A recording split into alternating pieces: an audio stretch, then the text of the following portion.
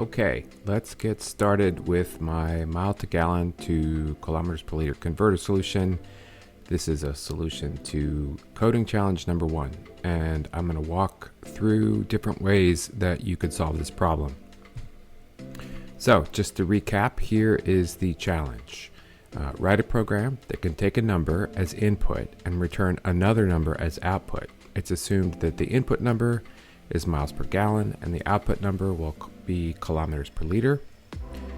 The reason for this challenge is that one of the things computers do amazingly well is convert data from one format into another, and one of the sort of sciencey, mathy, ISATy challenges that you're likely to face in your coding career is doing conversions. So understanding units of measure, being careful not to mix them, all the things that go into solving equations on paper are the kinds of things you'll need to consider when doing them with a program. So the first step, whenever you're writing code, is going to be to plan out your solution. So let's think about it. Let's start by making sure we understand the math involved and how you would solve the problem by hand. So here you can see the formula for converting from miles per gallon to kilometers per liter. And you can see how the units cancel out, right? So if you multiply miles per gallon times kilometers per mile, then that converts miles to kilometers. And if you multiply 1 over gallons times gallon per liter, that's going to give you 1 over liters, and the resulting answer will be in kilometers per liter. At that point, then you can look up the relevant numbers that you're going to need. In this case, a mile is 1.609344 kilometers. And why did I choose a mile versus, to say 1 mile versus 1 kilometer equals however many miles? That's because that works out to a nice clean KPM value, right? Kilometers per mile value. Same thing for liters, right? 1 liter is 0.2641720.524 gallons.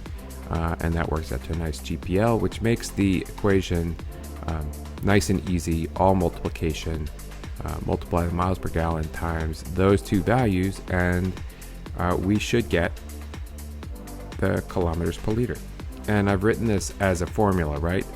You're used to in your other classes where you do, chemistry, physics, things like that, or even just straight up math, f of x. In this case, we're doing f of MPG, right? So it's a function.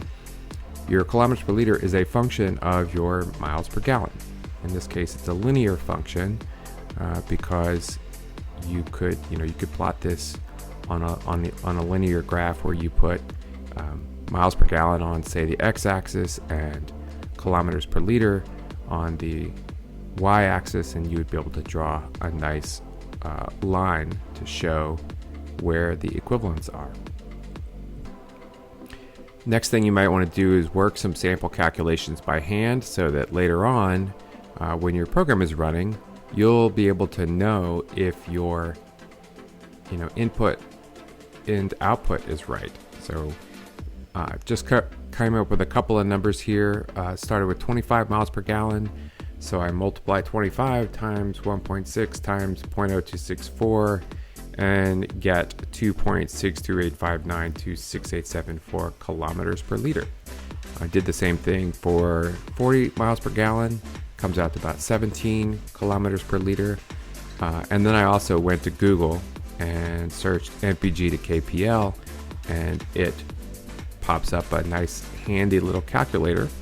And you can see here there are screenshots of typing those two values in, and you can see that the numbers that I worked out check out with Google. So at this point, I feel pretty confident that my math is correct and that I fully understand at least the underlying problem that I'm trying to solve. So what's next? After we've done the core math, we want to think about input and output. You can see here I've abbreviated that to I/O, and you'll see I/O a lot in computer specs and other sorts of technical jargon, but I/O stands for input and output. The problem said write a program that can take a number as input and return another number as output.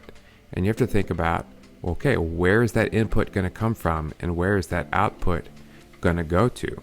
And here are several possibilities that would all satisfy that particular problem, right? You could prompt people from the command line, right? So on the command line, you could have a question that says, what's the MPG? And they could type it and hit enter. And then we could output the kilometers per liter right below it.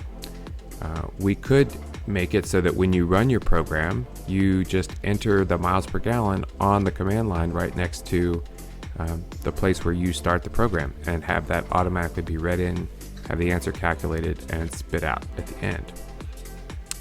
Another thing you could do is you could make a GUI, right? A GUI is an acronym which is short for Graphical User Interface. And so you could make, a desktop program, or if you're using JavaScript, you could do it in a web page.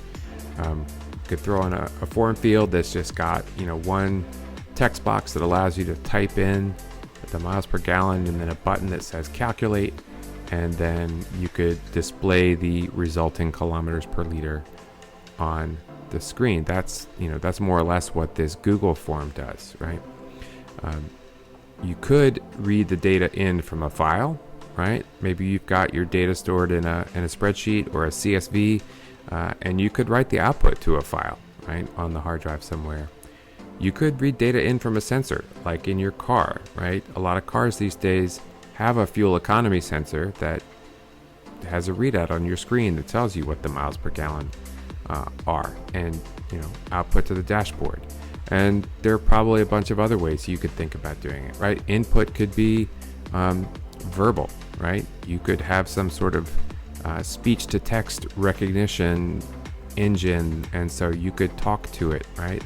In the, like Alexa or some other sort of digital assistant, you could talk to it, and you could have the output come as audio, right? There are lots of different ways you can think about doing input and output, and the problem did not specify what the input and output formats should be. And so as a programmer, it's up to you to pick one, right? But the question is, which one is best, right? Which one should you pick? And this is a challenge faced by a lot of programmers, not just novice programmers, but experienced programmers, is getting paralyzed or caught by being faced with some sort of decision to make and not knowing what thing to do. Fortunately, there's some programming wisdom that can help us out, and that is that you should do the simplest thing that could possibly work. There's a link here to an article. It's a classic article, and you'll tell, the web page looks like it's right out of 1995, just plain text on a white background.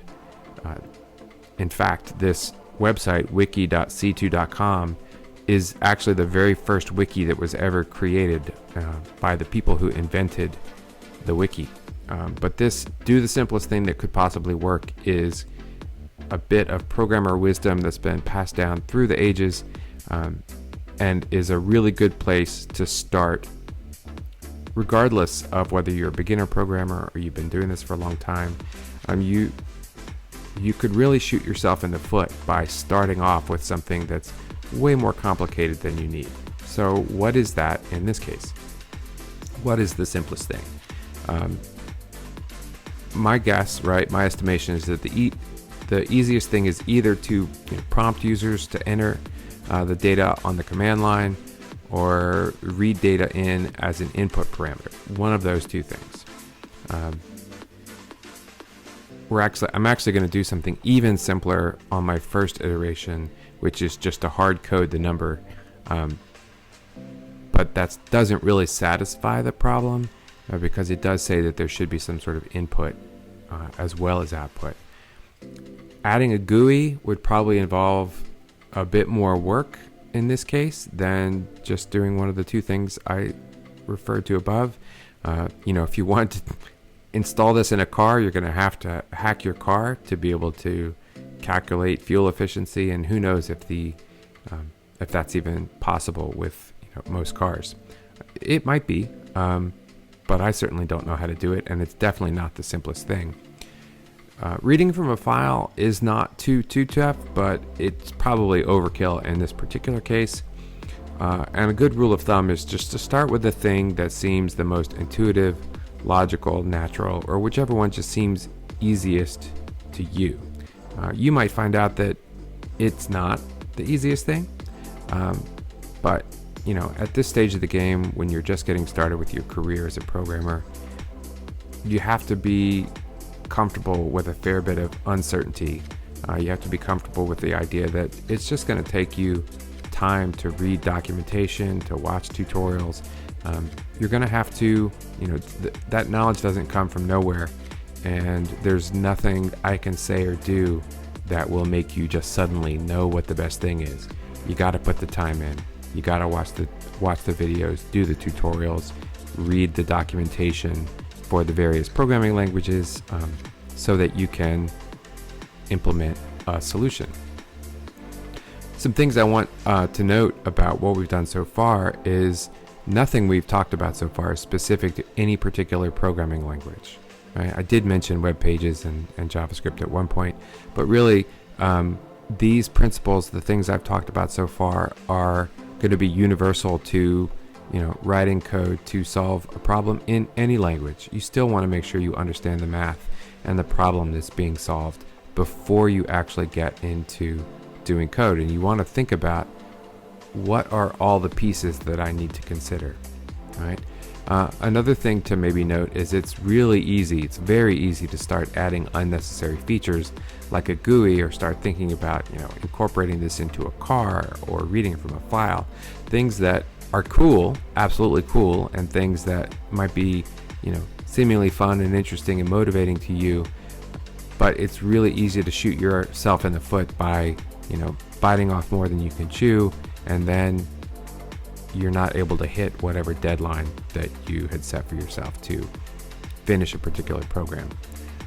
Like I said a second ago, there's almost always going to be a lot of uncertainty. For example, if you've never written a program, how are you supposed to know what the simplest form of I/O is? And we haven't mentioned anything about what to do if things go wrong. For example, what if you have a form, or ask a question at the command line asking people to input the miles per gallon, and they don't input a number, right? What if they type a word or do some other thing that's unexpected? How do we handle those things, right? So there are always going to be ways that we can augment, improve, iterate on our code. So let's get started. The general approach in a case like this is to create a new project, set up your development environment, then you're going to write the simplest program that actually works, and then you're going to iterate to make it better. In this case, better means that you've got good documentation, that your files are organized well, that the code is organized well and it's nice and clean and linted, and we'll talk about that maybe not today, but in the near future. It's a really extremely good best practice to add unit testing to your code, and then to do some error checking and exception handling. I'm going to do this video in two parts, so there'll be a Python version and a JavaScript version. I encourage you to watch both of them so that you can compare and contrast what things are similar about coding in each language and what things are different about coding in the languages. In both cases, it's important to know that there are some significant features of this program that I, at this point in time, don't know how to do off the top of my head. So I'm going to have to research them and read some tutorials or articles or documentation or something that will help me find out how to do the things that I want to do. I'll do my best not to wander off into tangents trying to explain in too much detail things that you don't need to understand right this second, but I hope you'll get a lot out of watching me solve this in a way that will help you begin to write your own programs, and write programs not just about challenges issued by me, but things that come from your own brain, that come from your own heart, that come from your own interests and help you solve problems that you care about. Okay, so let's get started with the Python version. Last semester, I created a slide deck on how to start a new project. This is at slides.com/morphatic. And if you go to that webpage, then you'll see a whole bunch of slide decks that I've created, and one of them is called How to Start a New Project. So I'm going to use this as a guide. One of the things you'll find about developers is that when they create tutorials or write articles about how to do something, a good chunk of the time, one of the reasons that they do that is because they don't want to forget. And by writing a tutorial, they have an easy reference that explains to them how to do the thing that they want to do. Okay, so the general steps to take are to create a GitHub repository with a good terse description, a README file, and an appropriate git ignore file. Then clone the repository to your hard drive. Then you're going to initialize your project's development environment. You're going to set up test-driven development tools and write and run a smoke test, and then begin the test-driven development process. Now, I'm not sure if I'm going to start with TDD today. Haven't really talked about it yet this semester. It's something that you might wait a couple of weeks before you take a stab at. And then one of the things I also recommend is that you add, commit, and push your changes to GitHub frequently, so that if something terrible happens, right? If your cat pukes on your computer and it dies, then you won't lose your work. So these are the general steps to take. Here's the steps for Python. Create a GitHub repository with a Python git ignore file. All right, let's do that. All right, I'm going to go to, this is my GitHub homepage. Up at the top right, there's a plus sign. I'm going to click New Repository. And I'm going to call this repository MPG to KPL Python. And I say this a MPG to KPL converter written in Python. I am going to check the box to add a README file. I'm going to check the box to add a git ignore file. And it says, which template do I want to use? This is a Python project, so in the box down here, I'm going to type Python and select that. Don't really need a license in this case, since this is not going to be software targeted at distribution, in which case people might care about the license. And then I'm going to click Create Repository. Okay, so the repository has been created. Step 2 is clone the repository to your hard drive and CD into the directory. All right, so I'm going to go here where this green button says code. I'm going to click on it, and then here is the URL to the repository. I'm going to click this button to copy it to the clipboard. Then I'm going to go into my terminal, right? I'm on a Mac and I'm using iTerm as my terminal with Z Shell and Oh My Zish to make it look pretty. But if you're on a Mac, you can just use the built-in terminal program. That would be just fine. If you're on Windows, use Git Bash. Okay, do not use the built-in CMD command prompt. Do not use PowerShell. You're going to want to use Git Bash to do all of these things. So I'm going to CD into the directory that I've created for doing development. It's called dev. And then I'm going to clone my repository, git clone, and I'm going to paste in that URL that I just copied. If you're on Windows, the Control V paste command might not work as you expect. There is a keyboard shortcut for it. Don't know it off the top of my head, but you can look it up so that you don't have to use your mouse. So cloned that, and now I'm going to CD. CD stands for change directory. I'm going to CD into the MPG to KPL Python directory. Okay, so now I'm in that directory. You can see that it is, because it says master, my terminal recognizes that I'm in a Git repository and that I'm on the master branch. All right, so I've done the second step. The next thing for Python is to initialize a virtual environment in your project directory. And in this case, I want to use the Python command that corresponds to the version of Python that I care about. So, you know, as I've said before, on a Mac, the default version of Python comes built into the operating system. And if I type which Python to see where that file is stored, it'll tell me user bind Python. And if I check the version of that, I'll see that it's 2.7 point something. 2.7 is the old version of Python, and you do not want to create new projects with Python 2.7. However, when I installed Python, right, it created a executable called Python 3, and if I type that, it says it's in a different location, so user local bind Python 3. And if I check the version of that, you'll see that it's version 3.8.5. So what I want to do now is I want to use that Python 3 command to create my virtual environment.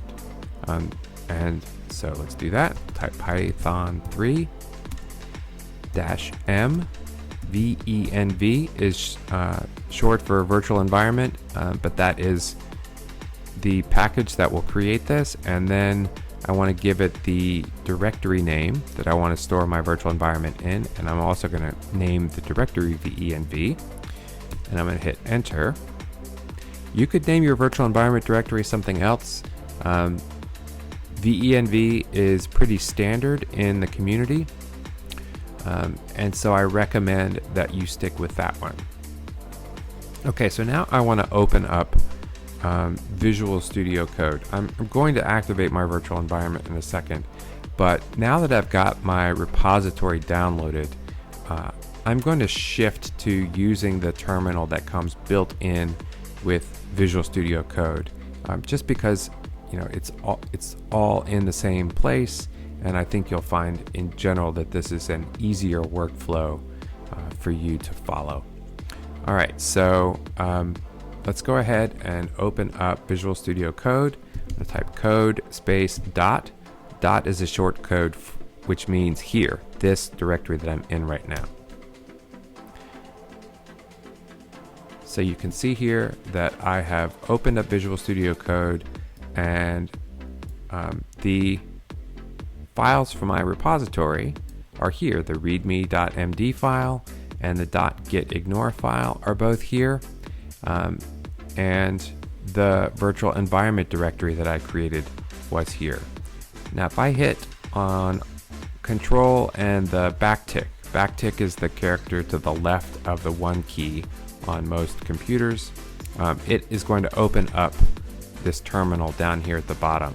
Alternatively, I think you can drag up, I saw somebody doing this the other day, you can drag up from the bottom and it'll open up a terminal. Another way you can get to it is to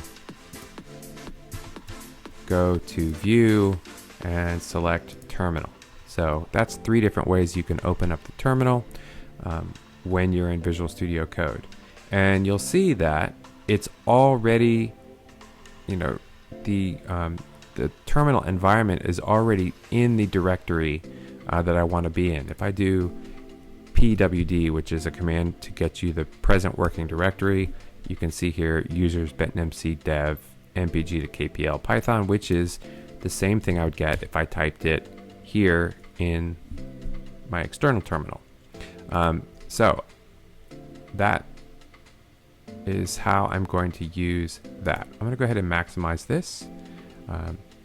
Now, the other thing to notice here is which terminal you have open. You can see here I'm using something called Z shell, but you probably want it to say, if you have iTerm and Z shell installed like I do, you'll want that. But for the most part, it's probably going to say bash here. If it doesn't say, if it says CMD or it says PowerShell, then we need to change which terminal you're using. And the way to do that is to click on this menu here, click select default shell, and it will show you a list of programs that are probably installed on your computer that are all correspond to different kinds of shells. Right? I'm not going to change mine, but you can see bashes here is one of them. If I didn't have this one installed, then this would probably be the default. If you're on Windows, then the Git Bash environment is going to be one of the ones you should select here, and that will set up your default terminal.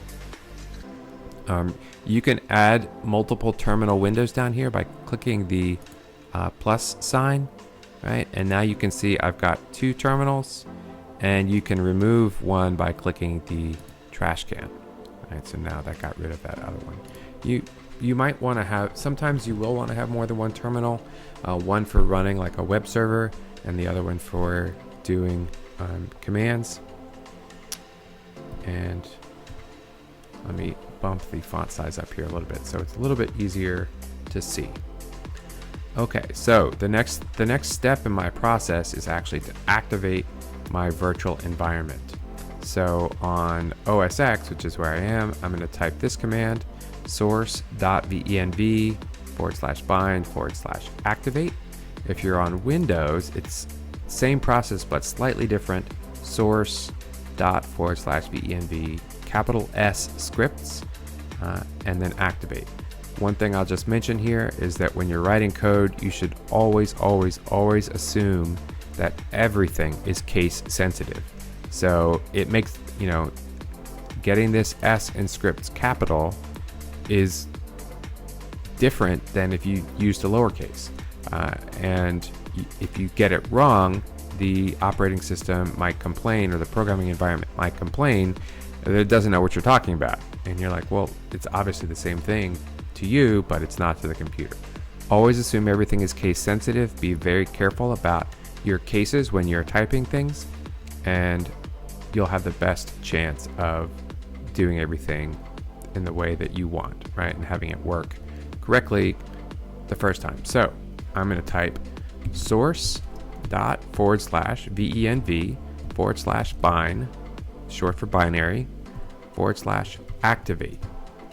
And what I'm actually doing here is I'm running a program that's in this venv /bin bind.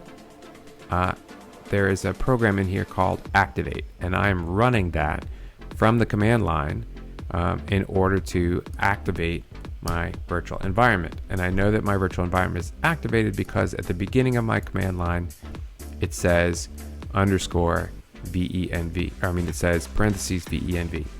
If that was not there, right, then that means that my environment is not activated. And when I do that, if I type which Python, you'll now see that it points to the version of Python that is in my virtual environment file. So I have this venv bind. It actually has created a version of Python, right? It's actually you can tell by this little symbol here, it's actually a shortcut to another Python stored on my computer somewhere. It is a version of Python that was put there when I created the virtual environment. If I type Python --version, you can see that it is version 3.8.5. Now that's significant because if you'll remember before, when I just typed Python without the 3 on it and added the version on it, it was 2.7.16. And so by doing this test here, you know for sure that you've got the right one, and that you will always use the correct version when you're running your commands here at the terminal. All right, I'm going to go ahead and do this setup for testing, even though I'm not going to do tests right away. And to do that, I'm going to use the pip command. Pip stands for Package Installer for Python.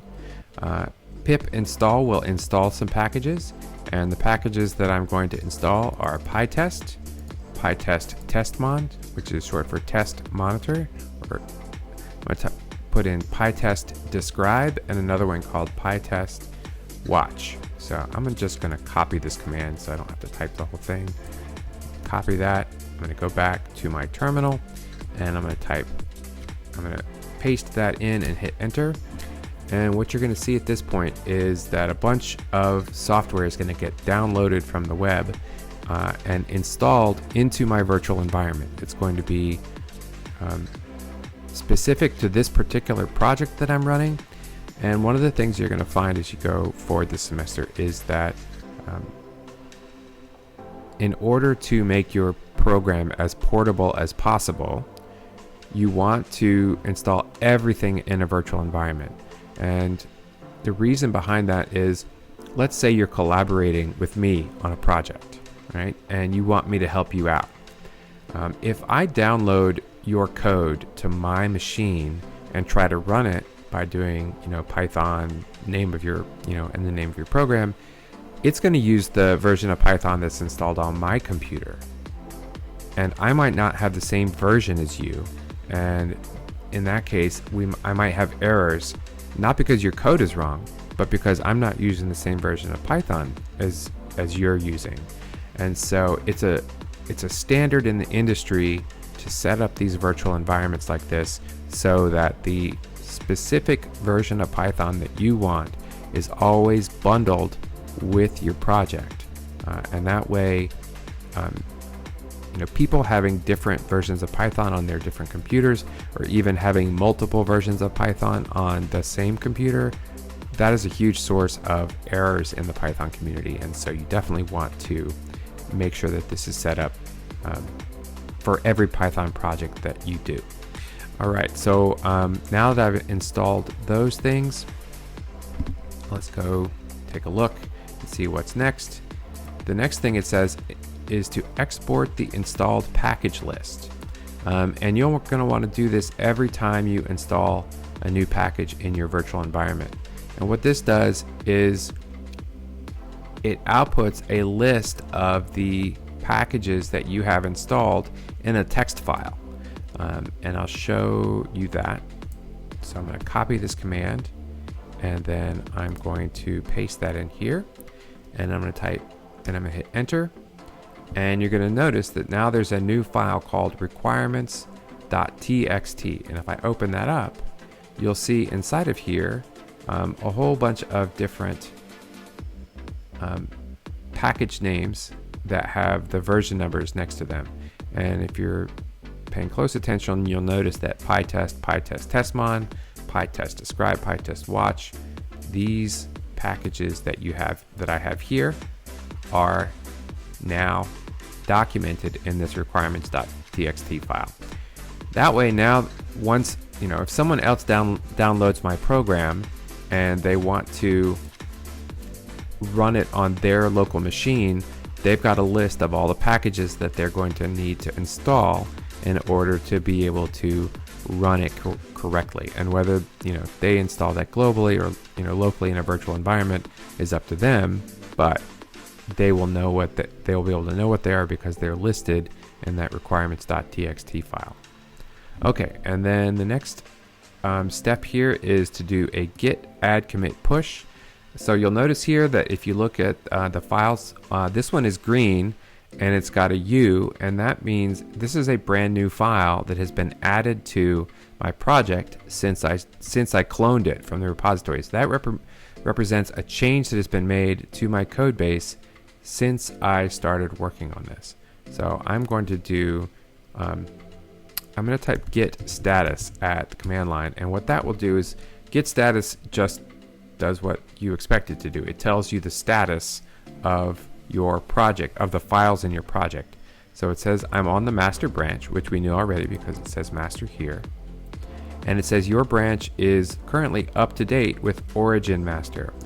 Origin master is a reference to the project on GitHub, right? So this version of my repository is origin master. Origin is GitHub, master is the branch, and so this is the master branch that is stored on GitHub. Our version that we have locally, right, is up to date with that.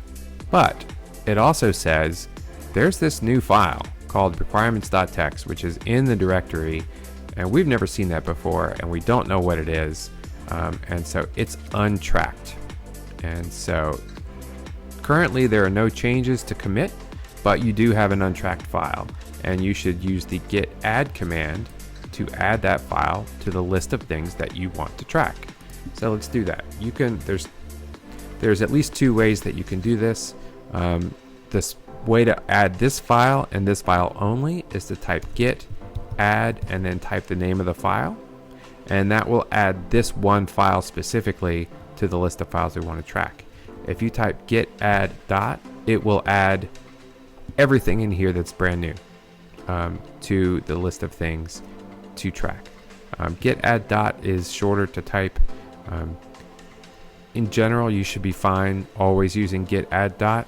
It only becomes necessary to do files specifically in the future for coordination reasons, and I won't get into that right now. Okay, so I typed git add dot. I'm going to check, and now you can see that U that was here, right? U stood for untracked. Now that U is changed to an A is for added, right? And so if I check the status again, git status, you'll see that it says on branch master, you're up to date with origin master, and you have changes to be committed. And the changes are a new file called requirements.txt. So that means we've got changes that are ready to be committed. Let's commit them. Git commit -m, and it's really important that you always add a commit message to your whenever you do a commit. The commit message should be short, maybe 50 or 60 characters at most, and it should describe the change that you just made. So in this case, I added requirements list, or I could even be a little bit more specific, added required packages list. And so now anybody who's following the progress will know that that's what the change I made. These messages are for yourself as much as they are for anyone else. And so you can see here, I hit enter. It says added required packages list, one file changed, 18 insertions. That's just some technical information. Now if I say git status, it's going to say I'm on branch master. Now my branch is ahead of the remote one on GitHub by one commit. So I have made one commit here that does not exist on the remote branch on GitHub. And I should use Git Push to publish my local commits to the remote repository. And it also says that there's no changes that have been made, so my working tree is clean, right? So I'm gonna go ahead and say Git Push to push those that commit that I just made. I'm gonna push that up to GitHub, and you'll notice that before I do that, right, I'm gonna refresh this page in GitHub.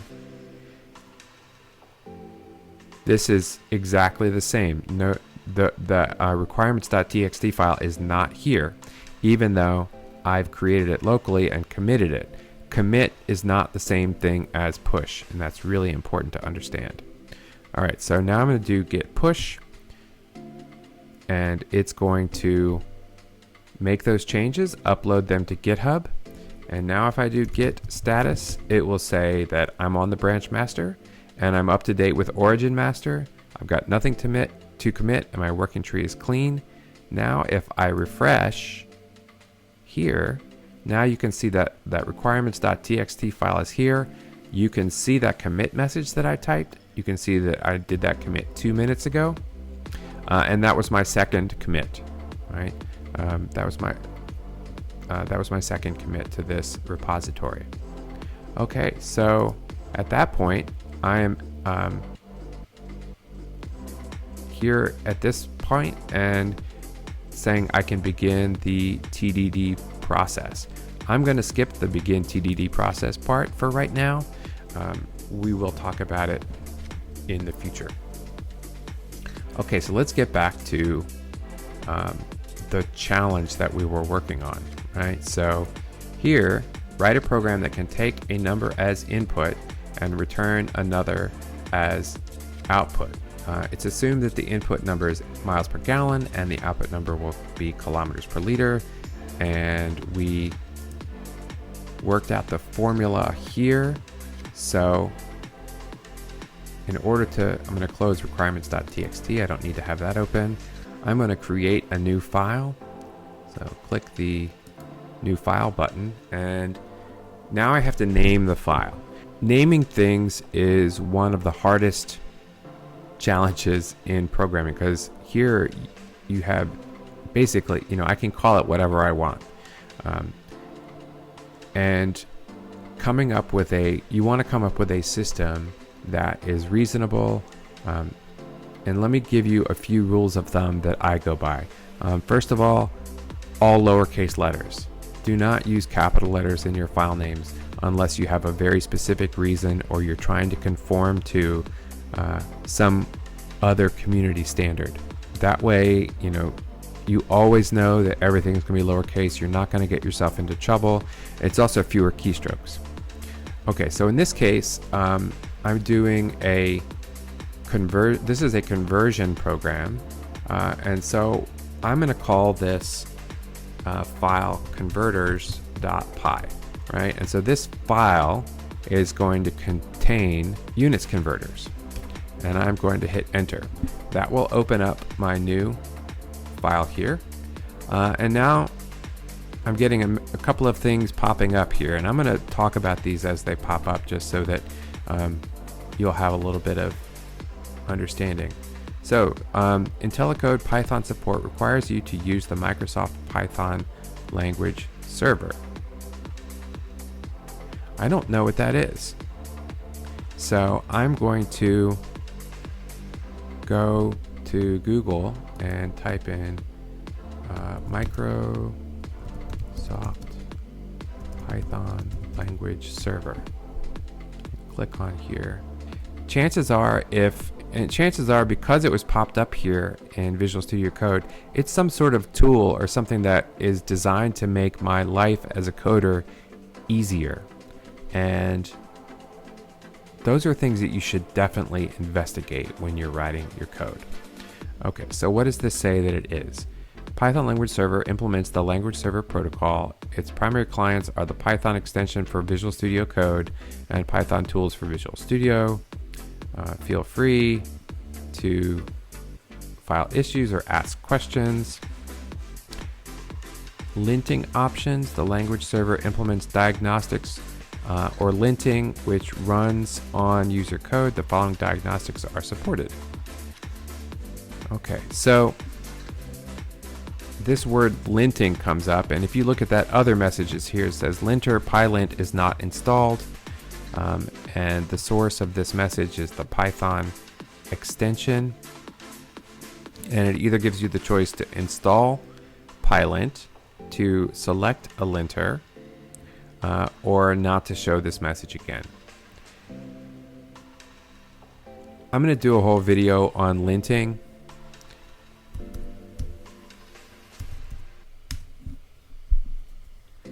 But just quickly, linting is the process of running a program that will analyze your code for potential errors, right?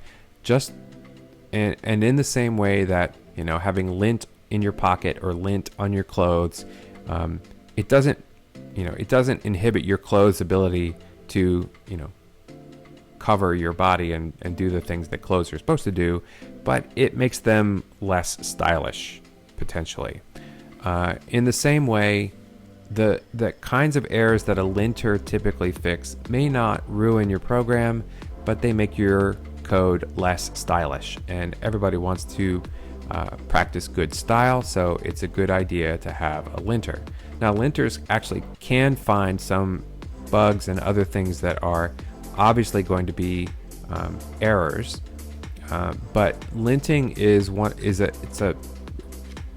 a class of tools for coding that just generally make your code cleaner, prettier, easier to read, easier to maintain, more bug-free, and I strongly encourage you to use them.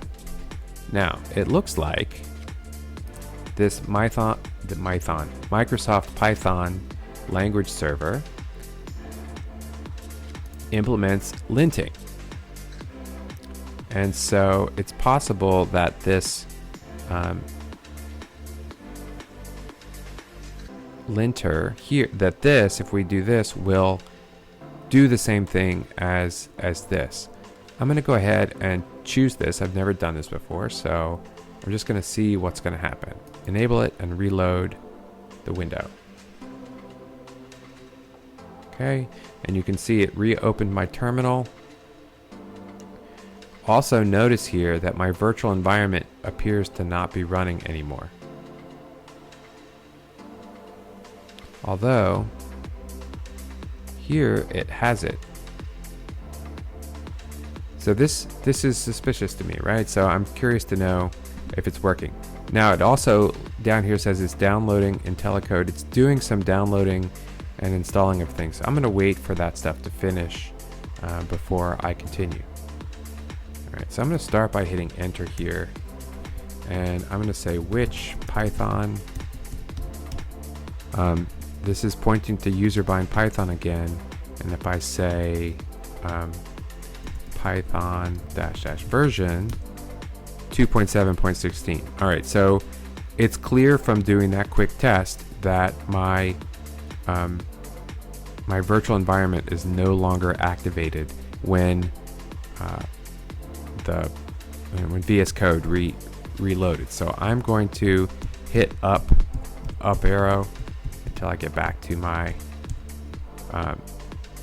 line of code that activates my virtual environment, and the up and down arrows will scroll through your command history, commands that you've typed from the command line. Even if you restart, it remembers, I don't know about every, but it remembers the last several hundred commands that you've typed. And so sometimes commands can be a little bit hard to remember, and they can certainly be cumbersome to type without typos. And so this will save you a lot of time and errors. All right, so let's activate that. Now if I say which Python, now it's pointing to the one in my virtual environment.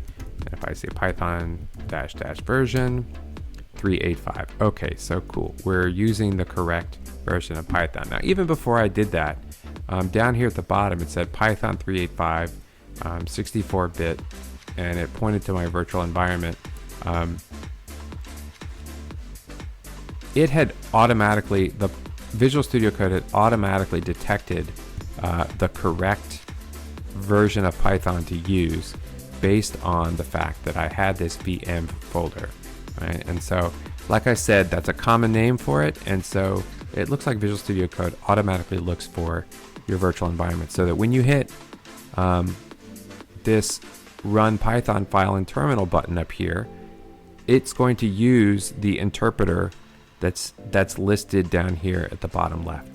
And that's important to know, because if I hit the the Run button and it's using the wrong interpreter, even if my code was correct for the version of Python that I'm targeting, it might look like I have an error when it shouldn't. Okay. So, doing what I always do, which is to, talk a lot about the environment and about the things that you see here, and losing my place in the program. So let's go back to where we are, right? We are at the stage of beginning to write our miles per gallon to kilometers per liter conversion formula, and a way to do that. So I'm going to see, here is the formula, and I'm having to decide what to do. And at this point, I'm going to do the simplest thing that could possibly work. So I am going to just copy this formula right here. I'm going to copy that. I'm going to go into Python, and I'm going to do the simplest thing that could possibly work. Now I wouldn't normally type that as a comment into my code, but I'm going to paste that. I'm going to get rid of the units here because the computer can't understand them and don't know what they are. And I'm going to type print and then close the parentheses at the end here. And I'm also going to multiply that by 25. Okay, so output 25 miles per gallon value in kilometers per liter. So I've got my conversion factors, and then on to the end of that, I'm going to add, well, I'm just going to leave it at that for right now. Okay, so let's save this, and then down at my command line, I'm going to type Python converters.py, and what do we get? We get output 10.6285. Cool. 10.6285, it's got all those numbers in it, and according to our calculations that we did before, that we did by hand, where are they? 10.6285926874 6285596874 40642. So it's even, there's even more precision in the number here than there is here, but the value is correct. And so we've been successful at doing the simplest thing that could possibly work. Now, does this meet the requirements of the project? I guess that's debatable. Having a value like 25 means that this program will always only ever give you the KPL value for 25 miles per gallon. In order to change it to make it more user-friendly or more flexible, in other words, to be able to do this for multiple miles per gallon, different values for miles per gallon, you would have to come in and change the code every time. Obviously, that's not a reasonable, workable, logical solution. And so I don't think this meets the spirit of the challenge, and we're going to want to update this in order to do that. It does the output part and it does the conversion part, but it still doesn't do the input part.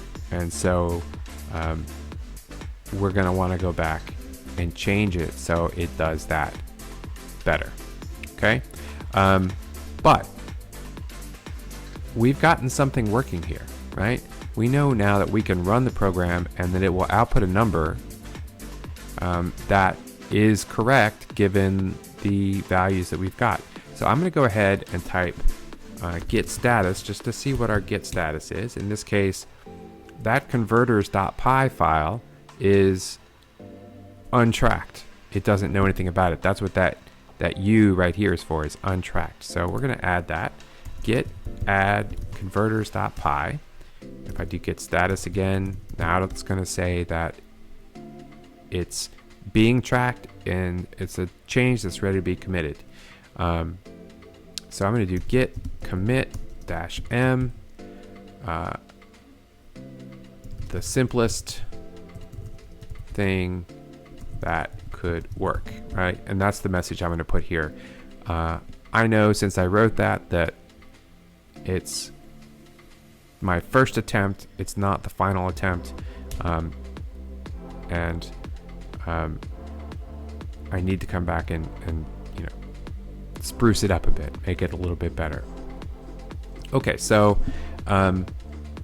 that's committed. It still hasn't been pushed, right? Those changes still won't show up on GitHub because it's not been uploaded, it's not been pushed. I could continue to work here without pushing, and I could add changes, I could add more commits, and then push everything later at the end. But in general, I think it's better practice to just do git push after every commit.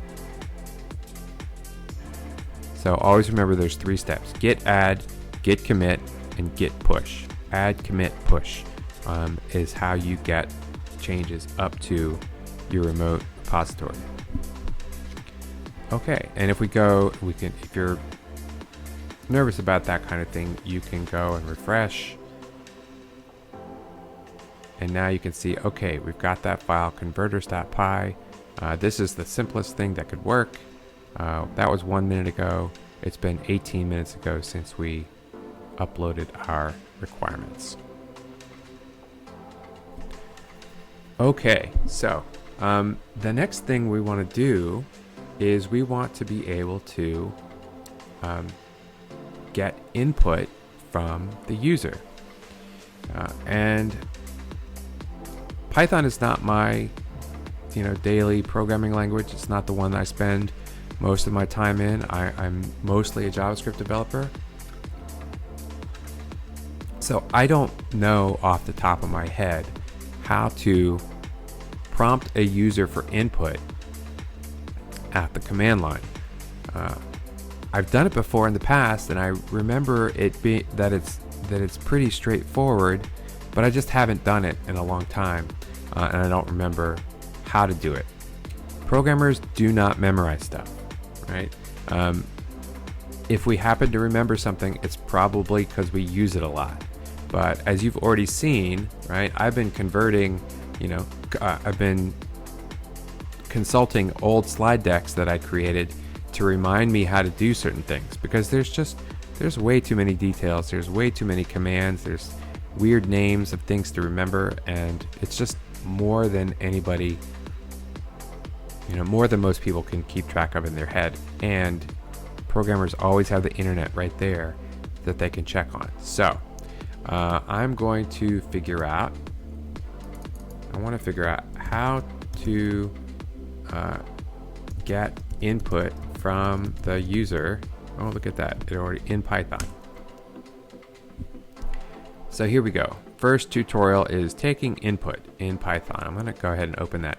And I usually open these tutorials in a separate tab, and I'll also usually check the first 2 or 3. So I'm going to go ahead and open up the first 3 to see if there are any differences. So, sometimes you'll find out that there are slight differences between these tutorials that indicate evolution in the best practices, or evolution in the thinking behind how you do stuff. And so I'm going to read this, taking input in Python. It's always important to check the date on every tutorial, right? This one says last updated May 8th, 2020. That's reassuring to me.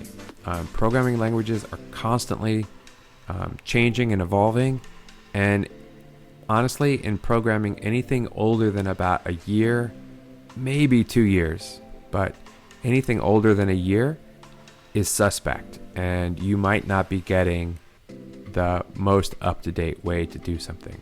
So developers often have a need to interact with users, either to get data or to provide some sort of result. Most programs today use a dialog box as a way of asking the user to provide some type of input, while Python provides us with 2 inbuilt functions to read input from the keyboard.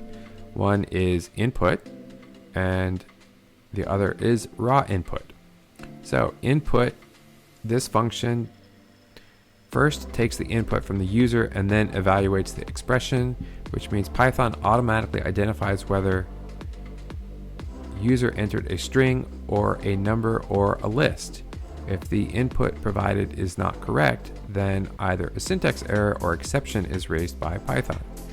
So if I say val equals input, enter your value, print val, it's going to output this. Now this Geeks for Geeks website looks like we can try this out. And it's going to compile the request.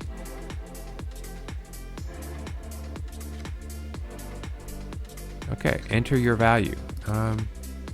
Doesn't look like I have a way to do that here. All right, I'm not gonna worry about this. All right, so it looks like I should be able to create a variable. In this case, they used the text val, and then they set it equal to an input which had the question, the prompt that it's asking for, enter your value. And then it should be able to take that value and just print it out directly. How the input function works: when input function executes, program flow will be stopped until the user has given an input. Well, that's good to know. Your program stops when the user is prompted for the input. The text or message display on the output screen to ask a user to enter input value is optional. So this text in here where they said, for example, enter your value, that appears to be optional. The prompt will be printed on the screen. All right, whatever you enter as input function converts it into a string.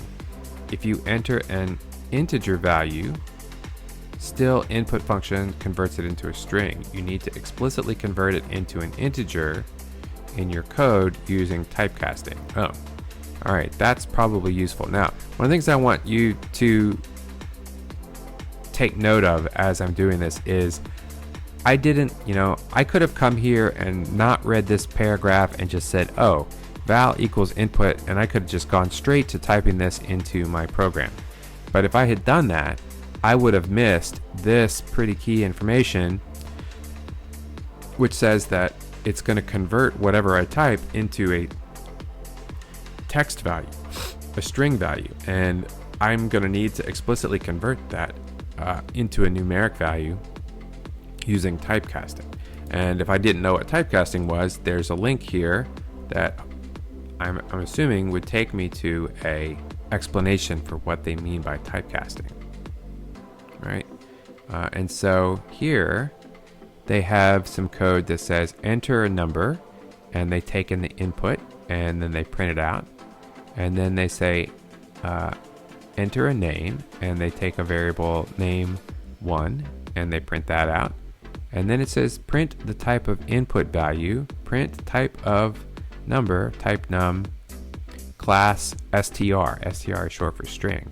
So the number that it took in has been converted into a string, and the name is also a string. So even though one of those is supposed to be a number and one of those is supposed to be text or string, both of them had the type of string. Raw input. This function works in older versions like Python 2.x. Good thing to know. So this probably won't work in our Python 3.8.5. So I think I'm going to skip reading that. All right, so based on this tutorial, I have a basic idea of what I think I need to do, but I still am a little bit leery about this thing about converting my input into a numeric value. So here's another tutorial. This is W3 Schools, Python 3.6. We're using 3.8.5. My guess is that the 3.8.5 version is similar, but you definitely want to take note of what versions that the tutorials are for. Okay, so username input, and in Python 2.7 they use raw input. So that looks about the same. And what does another one say? Input in Python, and this is an article on a site called Stack Abuse.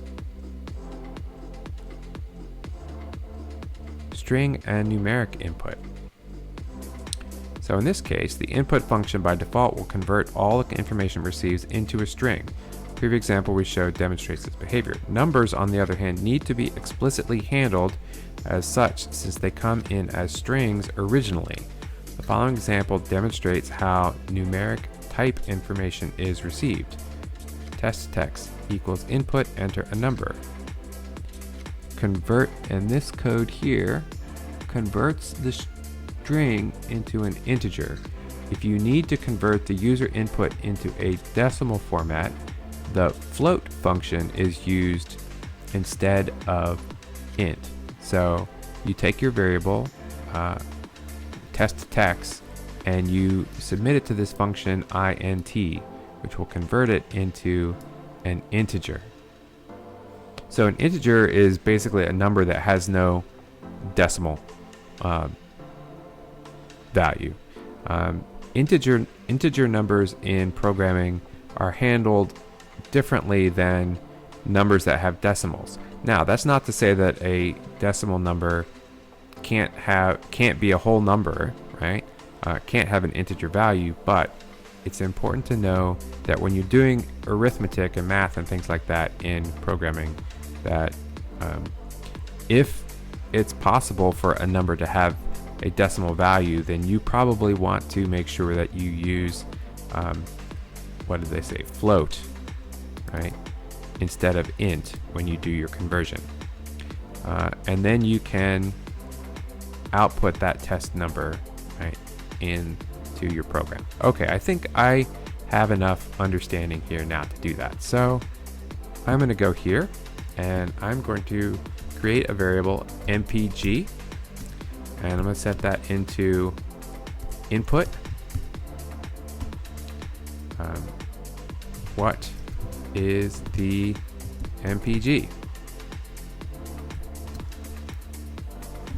And then once I've taken that miles per gallon in, right? So let's do it this way. Let's say ask the user to input an MPG value. And then the next step, and this is always a good idea, is to write your steps out in the comments of your program. So I'm going to say convert the input into a numeric, in this case float, value. So what I'm going to do is MPG equals float MPG. And that will take that MPG value, it will convert it into a floating point number, right? And we'll store the output of this back in the original variable. So basically we're overwriting the text that we took in this variable, and now we want to print MPG times 1.690344. So let's save that, and I'm going to go back down here and I'm going to say Python converters.py, and if we did it correctly, it should ask us to enter a number. What is the miles per gallon? I'm going to type 25. I'm going to hit enter, and it outputs 10.6285, whatever. That's the same number we got before. So it's working. It's doing what we want. Let's try it again. Do Python converters.py, and let's say 40. Hit that number, and we get 17.0057, and double check that against the value that we had in our slides. Let's see, where was that? Oh, here.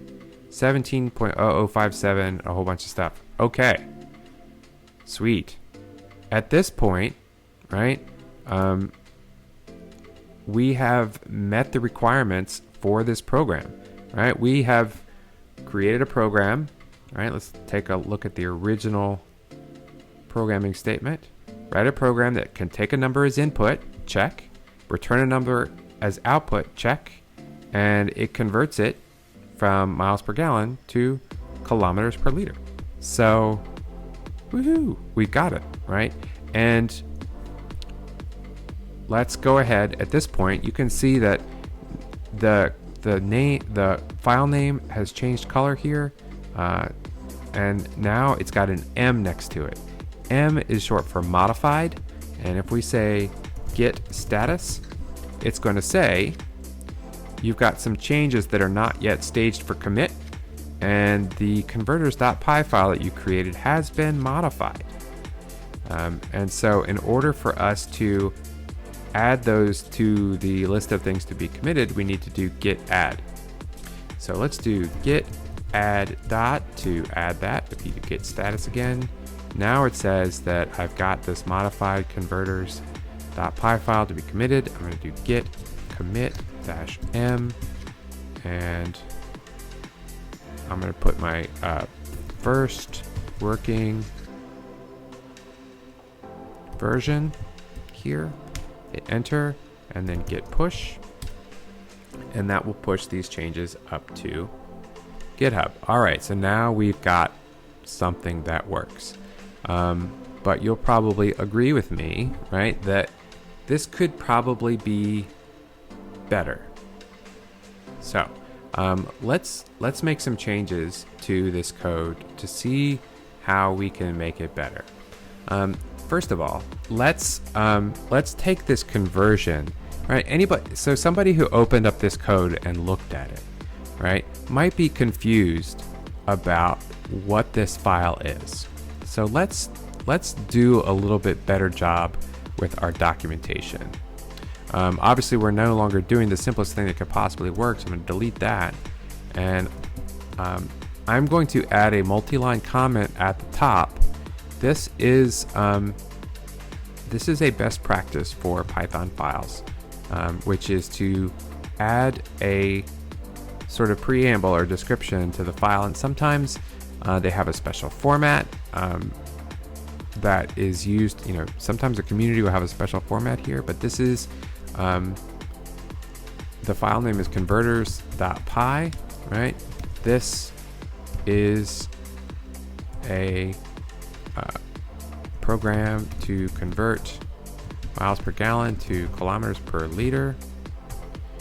The user is asked to enter a number, and then the number is converted and the result output to the command line.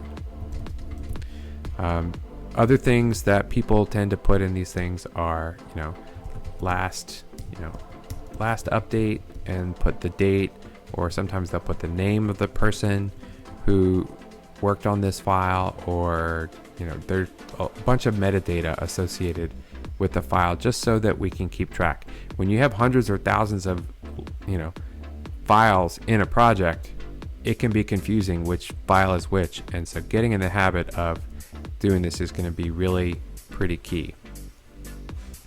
Okay, so that's the first thing we're going to do.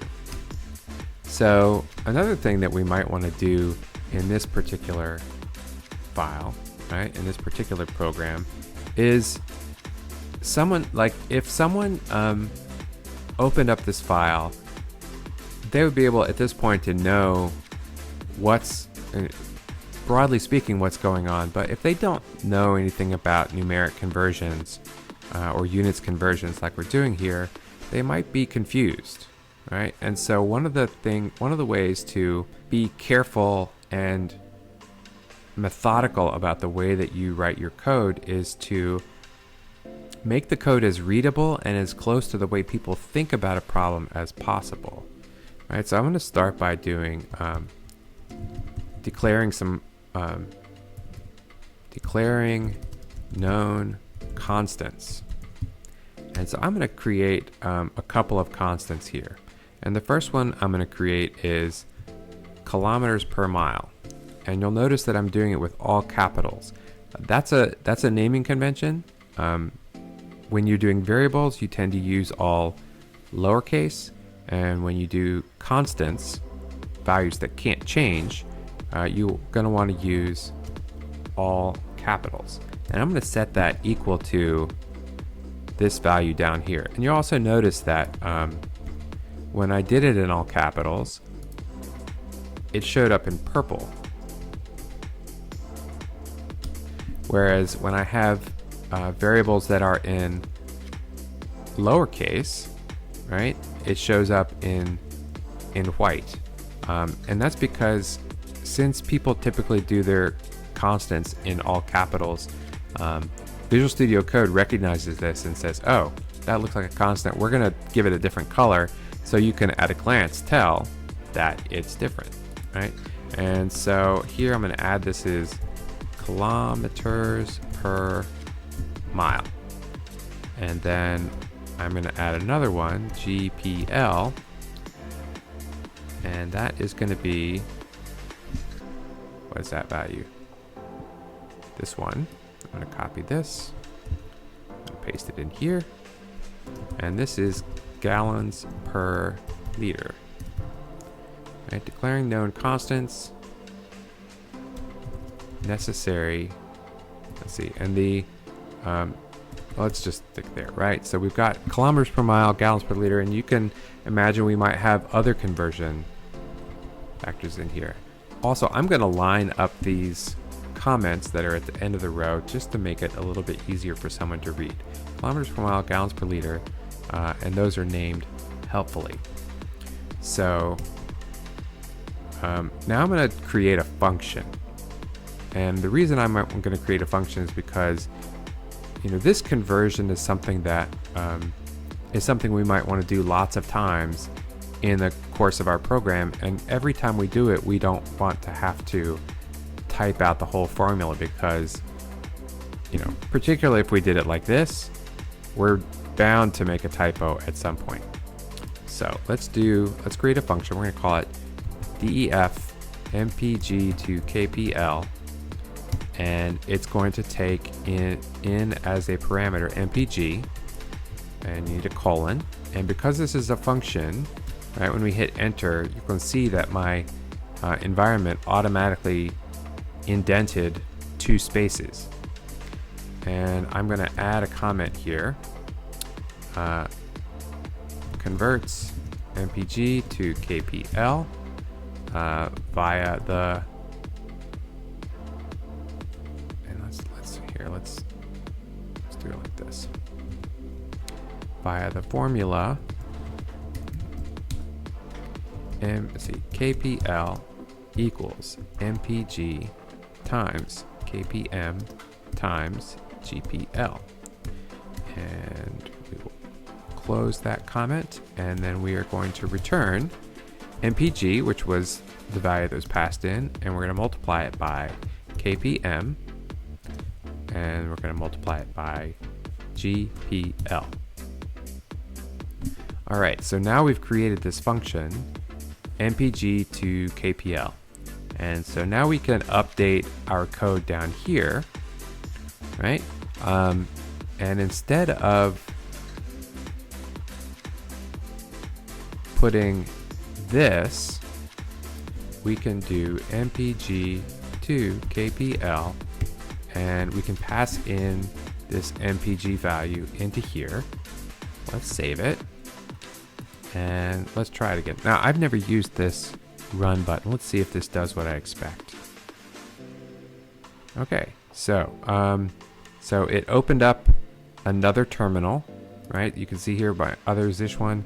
Now it's got a Python terminal, and it says it's running using Python 3, the one in my virtual environment folder, converters.py, and it says what is the miles per gallon. Let's type 40 and hit enter. And you can see that it output the value that we expected. Cool, so now that works. This is a little bit better documented, right? It uses known constants, okay? And it's going to return a value. And it's still relatively the same. We also didn't, let's see, output the converted value. We might want to add some units to this, right? So let's add kilometers per liter as units on the end of our output. Let's go down here and let's run that again. And now it's at 25. And now it says 10.6385, whole bunch of stuff, KPL. Another thing we might want to do is, this is a kind of clunky number, right? That's a lot of precision. It didn't say so in the problem, but let's try to figure out how to maybe round this value down, right? So I don't know how to do that in Python. Actually I do know, I looked it up a couple days ago, but let's pretend I don't know how to do this. And so I'm going to go to Google and say how to round a number in Python to, let's say, 2 places. how to round numbers in Python. And then here's another one. It says Python round. In this case, the parentheses there clues me into the fact that this is probably a built-in function. Let me take a look at that one, because it looks more like just a straight up documentation page than it does like a tutorial. The round function returns a floating point number rounded to the specified number of decimals. So the syntax of round function is round, the number to be rounded, followed by the number of digits. N digits, which is optional, number up to which the given number is rounded. It defaults to 0. And the return value from round, if n digit is not provided, round returns the nearest integer to the given number. If n digit is given, round returns the number of rounded off to the n digits digit. Okay, and there's some examples down there. So let's try this. Let's round this to 2 digits. Now if I do this, output the converted value rounded to 2 digits. Save that. To run this again. What is the miles per gallon? If I say 40, then 17.01.